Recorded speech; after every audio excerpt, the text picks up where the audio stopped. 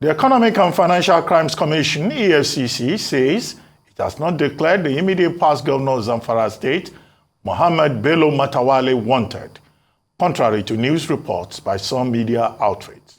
Reacting to the news report captioned, "Alleged 70 billion naira fraud, EFCC declares ex-Zamfara Governor Matawalle wanted." EFCC spokesperson Wilson Uwujaren described the report as false, as the agency has procedures for declaring anyone wanted. Meanwhile, Zamfara Police Command says it has returned all vehicles it seized from former governor of the state, Bello Matawalle, on the order of the state government. The command's police public relations officer, ASP Yazid Abubakar, said the vehicles were returned in compliance with the order of the Federal High Court sitting in Gusau.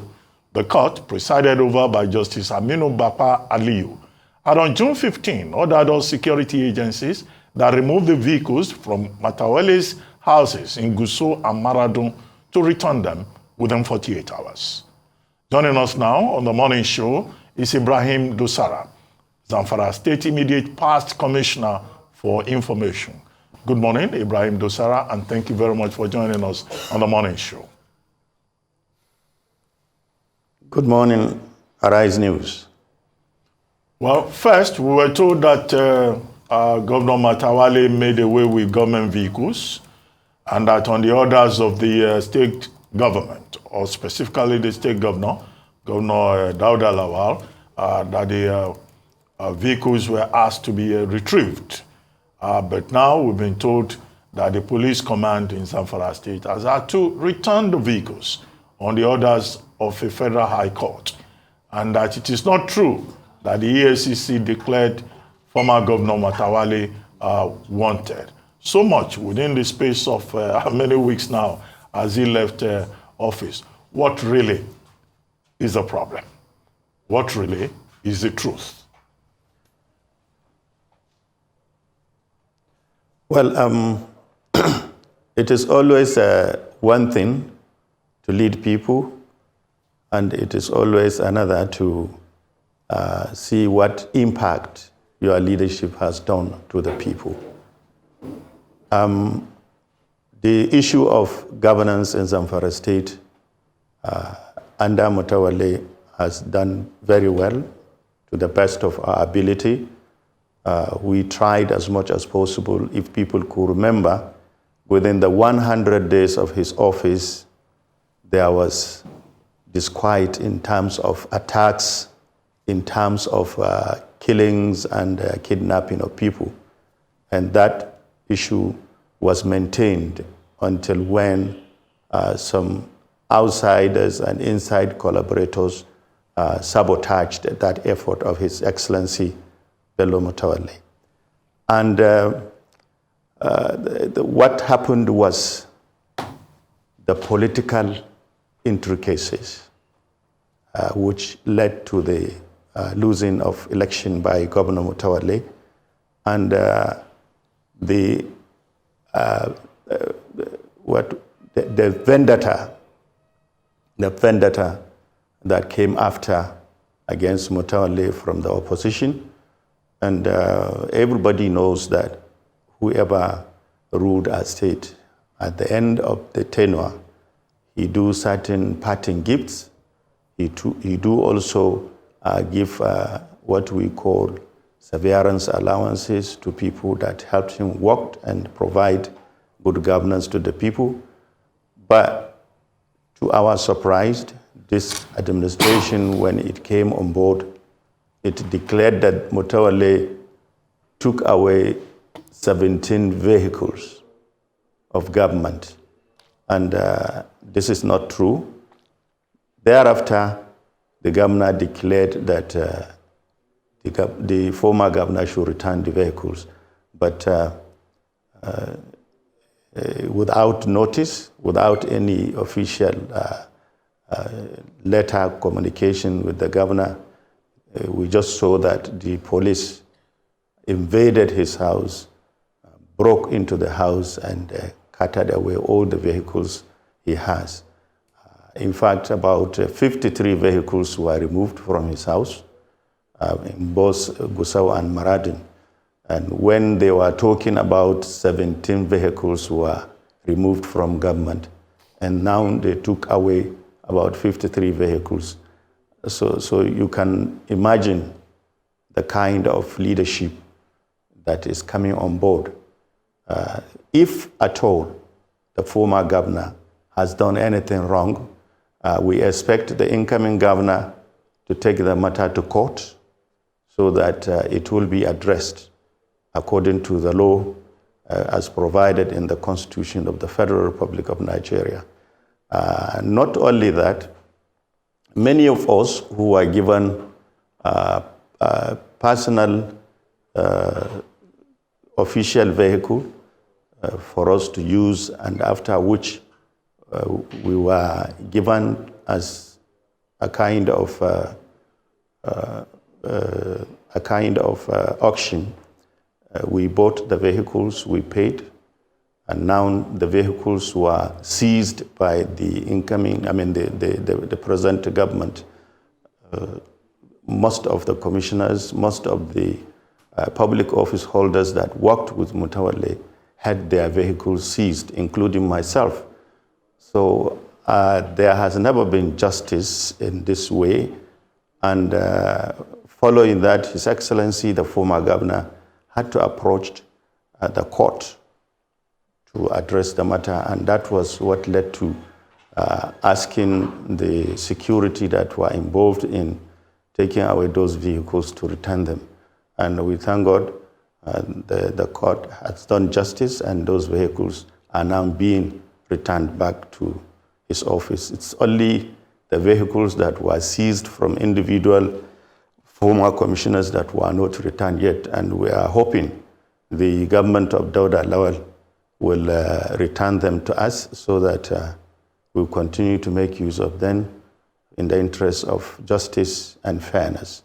We served the state for 4 years as commissioners, and we are entitled to certain benefits. There is no way the incoming government will just say, no, you are not entitled to this. Whoever served public for a certain period needs to have a kind of benefit that he will always remember he has served the government and always continue to give support to the government that is in charge. Not just to say, okay, when you serve with the former governor, whatever you got, you must return them. It is not done anywhere in the world. And it is very unfortunate that a governor who led a state for 4 years, just 2 weeks after leaving his office, you broke into his house and took away all his vehicles and other personal effects. This is very wrong. It has not been done anywhere. And we expect the governor, Dr. Dawda Lawal Dare, will sit properly and face the challenges of the state, which is security. After we leave office, the security issue has become another thing. There are so many attacks, so many killings, so many kidnappings beyond proportion. So we hope he will focus his attention on that. And whatever crisis he has with the former governor should be addressed through the court, which is the right and normal things to do. And on the issue of EFCC, we have heard, or we have seen and read online that the governor was declared, the former governor was declared wanted. And immediately I saw that, I said, this is a fake news, because it has never been done. And at the end of the day, the EFCC itself came out and reacted to that story. All right. That it has not declared him wanted. Yeah. Okay, thank you, Alhaji Dosara, for giving us an update on what's happened in Zamfara State with the current government and the previous governor of the state. Now, in your submission, just to clarify, you say that the cars that were taken from his house were cars that he had purchased for officers or officials who had served in the last administration, correct? What I said was the present governor said the former governor took away 17 vehicles. But in the invasion and the evacuation, 53 vehicles were carted away from the house. So even before the coming as governor in Zamfara State, Matawalle is a car dealer, even in the United States. So is somebody that has a lot of cars in his house, both at Gusau and in Maradun, cannot be seen as government vehicles to be seen. And some of the vehicles also were those donated to him by friends and allies for campaign. So all the 53 cars belong to him? All of these vehicles. All right, so Alhaji Dosara, all the 53 cars? Yeah. But I'll let you put on your ear monitor so you can hear me. But all the 53 cars, yeah. Can you hear me now? Yeah. Excellent. So all the 53 cars belong to him because he was also a car dealer. So they were cars that he was hoping to sell.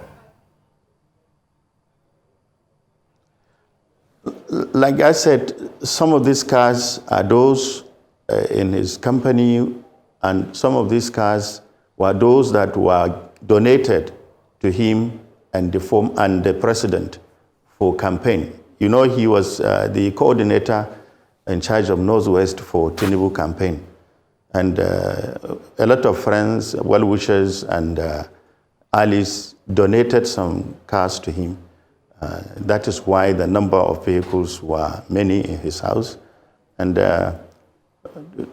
including all of them were taken away by the present government. All right. Okay. So I just wanted to clarify that because, of course, as you would imagine, when the news broke that they were able to get up to 53 cars in the former governor's house, it was quite suspect. So it's great to hear that some were donated, some were for campaigns. He was also a car dealer, so he had some cars, maybe perhaps hoping to sell and the likes. But let's talk about the relationship between the current governor and the previous governor.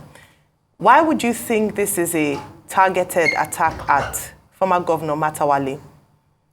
He also mentioned that beyond the cars, there were other state properties that were in his possession. Is this true or not? If this is true, why did he have properties belonging to state in his apartment, in his home?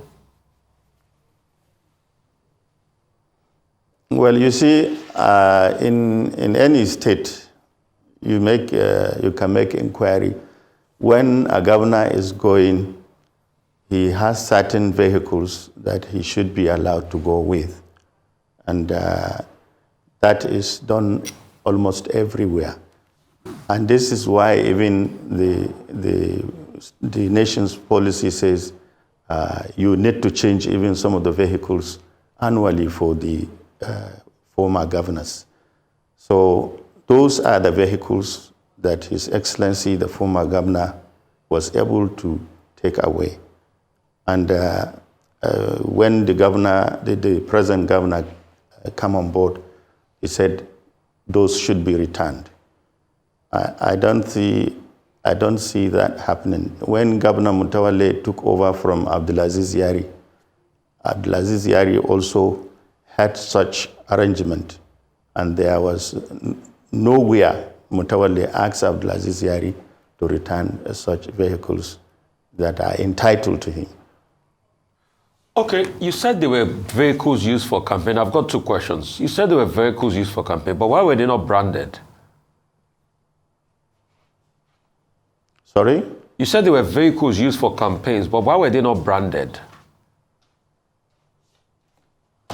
No, many of them were branded. Many of them were They branded? were branded vehicles. Okay. Second, They were branded vehicles. including the SUVs that we saw were branded vehicles too? The SUVs we saw in those pictures were branded vehicles? The black SUVs that the tires had even ran flat, some of them were branded branded vehicles too? Was the ambulance a branded vehicle? No. Okay. No. While you sort out all of that, secondly, I want to ask you something else. You guys have been having a running battle with the EFCC. I'm talking about Governor Matawalle, which is your principal. And the EFCC, in some of the, investigation they had done so far, they released, they talked about how some of the commissioners were, converting naira into dollars. They talked about a case of humongous amounts of money converted into dollars. Then when that allegation came out, Governor Matawalle said the EFCC boss that is now suspended, Mr. Bawa, also asked for a $2 million bribe. Where is the proof that Mr. Bawa asked the EFCC, that Mr. Bawa, suspended EFCC boss, asked Governor Matawalle for $2 million bribe? Where's the proof? Well, when we reach that bridge, we will cross it. Okay, so you have the proof, right? Of course. Okay. Okay, thank you very much. Okay, let me ask you. The Thank you. governor of Zamfara State, Dauda Lawal, has claimed publicly that when he got into office, he met a completely empty treasury. And that what your principal left behind were just debts and liabilities. It's not coming. No, you heard me. That your principal left behind debts and liabilities and a completely empty treasury, the new governor alleges. Secondly, the new governor also says that in the records of Zamfara State, that your principal bought vehicles in excess of 2 billion naira for ministries, departments, and agencies. And those vehicles cannot be found anywhere in government premises in Zamfara State. It was on the basis of that now he ordered that the vehicles should be traced and they should be retrieved. So is it true that Governor Matawalle, as he then was, spent over 2 billion on vehicles? And why is it that the new governor claims, well, he can see the records, but there are no vehicles to match the records? Because we probably have not had the last on this matter, despite the latest developments that you are defending. Well, you see, we don't do government handing over on social media or on media at all. We have provided records of what happened. Those vehicles that were bought were given to security agencies to help them in their operations. And we had wanted the current governor to invite the former governor. He's ready to come to explain to him, but not on social media to start castigating, blowing a lot of things outside proportion. So the security agencies are quite aware that vehicles were given to them. We did it in a colorful ceremony. We disbursed those vehicles. So the issue of vehicles were taken away is not true. Okay, what of the empty treasury that the governor is alleging? And debts and liabilities, no assets, empty treasury, he claims.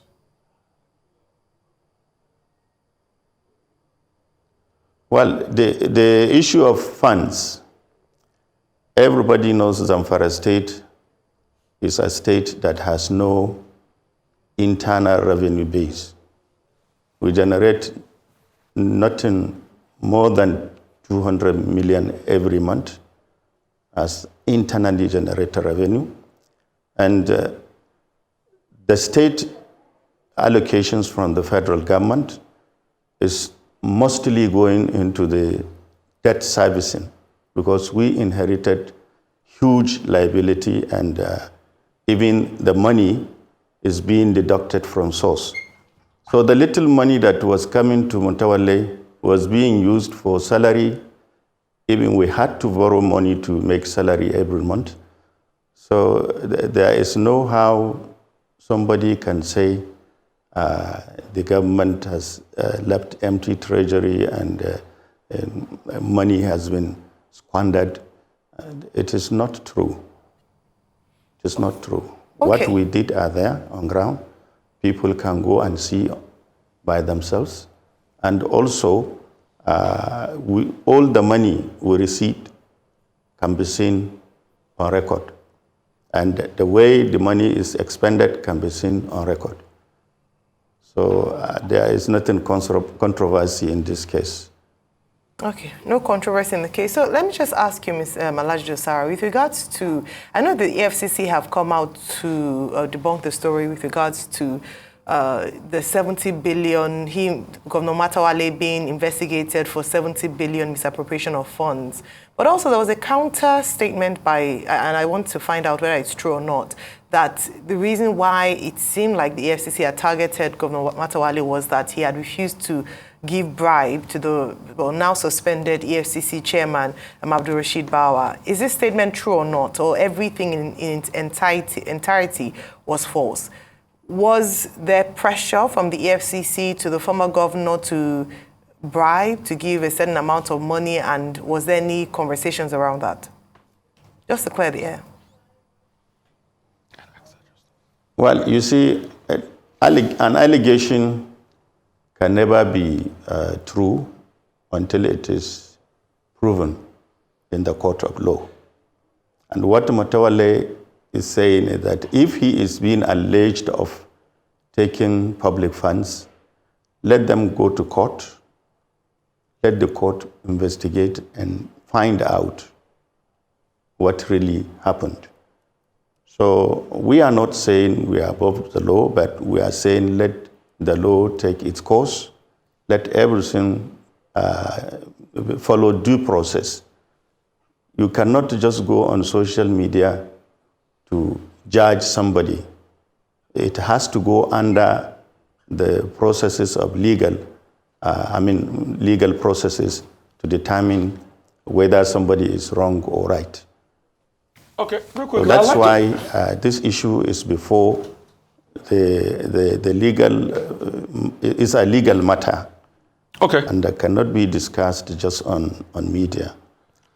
I'd like to ask you concerning, the government which you served as the commissioner, about 23,000 students across Zamfara State did not participate in 2022 WAEC. Why is that the case? And they had not been participating in WAEC because of non-payment of fees. Why is that the case? With the amount of gold Zamfara has. If you take if you take a look into all states of the Federation, some states for long they have stopped paying WAEC for, even including Lagos. They have stopped paying WAEC for their students. It is the responsibility of the parents to pay the school fees. And what we are doing was we take NECO, where the students pass very well, and we fund that. So it is a matter of policy and choice. Whether you do WAEC or you do NECO, you have the certificate to go to university. And that is why government has been spending huge amount of money on WAEC, and students were failing the examinations. So it was just a waste of government resources. And that's why we decided to focus on NECO, where the students pass and they go to university. Okay, and, this WAEC students don't pass and they remain and become problem to the society. And this is what Matawalle administration saw very reasonably to concentrate on the institution that the students pass and go to university, rather than wasting public funds in WAEC, the student don't pass. Okay. So now let me take it real quickly because of time. So you've been able to establish that it is wasting public funds to pay for WAEC because the students don't pass it, rather than increasing the educational outcomes. Secondly, how about the unpaid salaries in the state? As we wrap up quickly. Well, like when I told you that before, since the coming of Governor Matawalle, in his 40 months of governance, he had to borrow money from banks to complete and pay salaries. But this time around, when we lost election, no bank agreed to give us that credit facility to complete and pay the salary. And that is what exactly happened. For the period of his 40 months, he has never failed in paying salary. But when we lost election, we were unable to secure the credit we used to get to pay the salary. This is what exactly happened. All right. And it's not only Zamfara State that has not paid salary. Other states, 7 months' salary have not been paid. Some states did not pay for 12 months. All right, well, so thank you. This is exactly what happened. We were unable to secure bank facilities to complete and pay the salaries. Ibrahim Dosara, thank you so much for your time this morning. Alhaji Dosara is the immediate past Commissioner for Information in Zamfara State. Thank you for your time.